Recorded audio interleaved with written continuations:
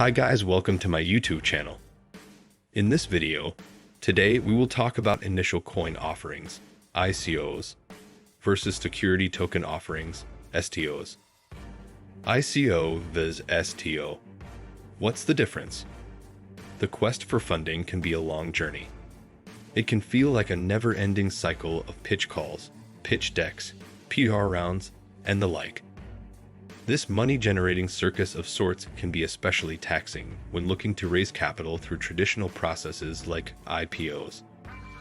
In order to raise money in this way, through public investors, a private company that has gone public needs to go through a strict vetting process and even stricter regulatory measures once the offering has been initiated. But that's not the only way a startup or established private company can raise funds. Today, other offering types are opening new doors for those looking to gain financial backing for their business. ICOs and STOs are providing another means for business owners and operators to generate funding.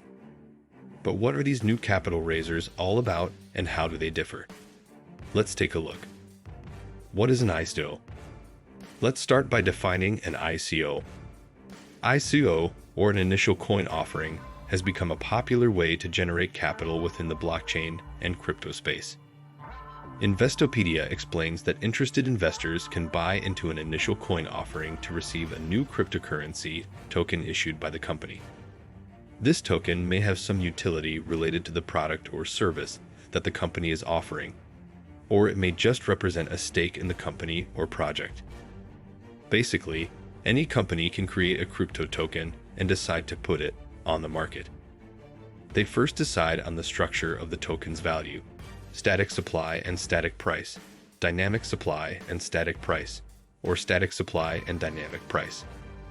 These are all complicated ways of saying either the price of the currency can change or the supply of the token can change, increasing or decreasing its overall value.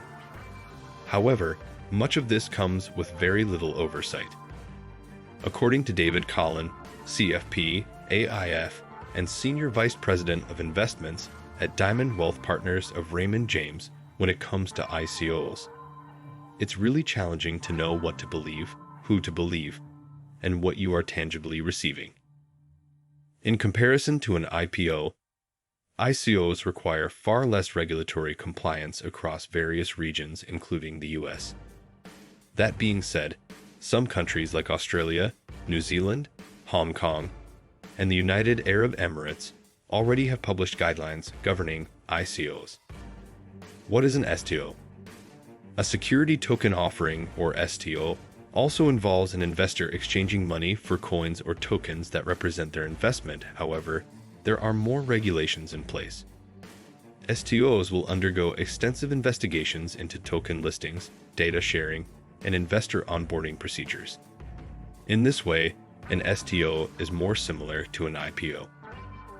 Basically, an STO is an ICO that's backed by real-world value, not as determined by the supply of the token or the price determined by its creators.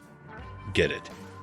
Security token offerings distribute securities or tokens that are fungible, negotiable financial instruments with attached monetary value. Security tokens are not traded on regular token exchanges and do trade on specialized exchanges. With STOs, many of them have a lockup. That could be a good or a bad thing. It doesn't provide the purchaser an opportunity to sell for a period of time. The purpose of this is meant to prevent unscrupulous activity. ICO vs. STO. When compared to an ICO, an STO adds regulatory complexity. It can also add some legitimacy to the process because ICOs have gotten a bad rep, states Collin. Using a regulated process helps individuals and businesses involved understand that there is some sort of framework. ICOs start with the intention to raise capital. From there, a company will have to decide who they want to target as investors. Once tokens are created, the company will have to promote the offering to its target market to gain interest.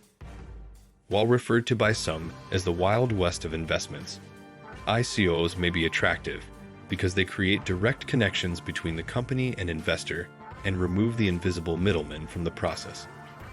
Still, Collin points out that ICOs are quicker in part because there is no regulatory oversight, but I don't see any of that as a benefit.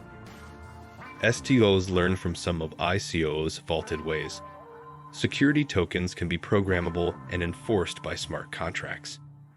That being said, Colin cautions how IPOs, STOs, and ICOs compare.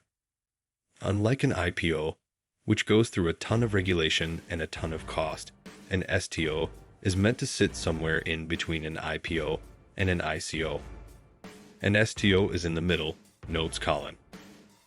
IPOing while above board is an extremely costly process, making it more aspirational than feasible for many companies that are just starting out.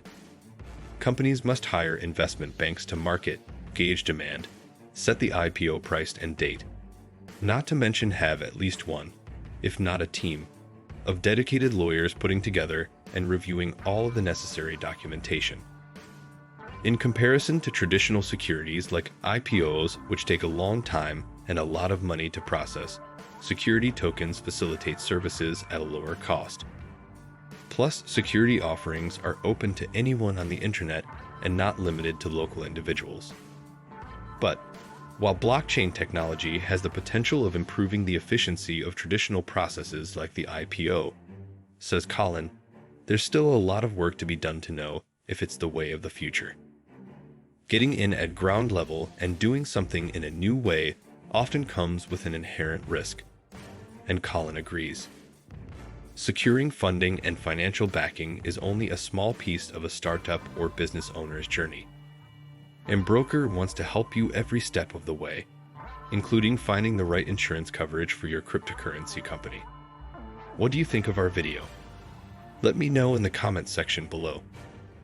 Before you go, please hit the like button and subscribe to my channel. Thanks for watching.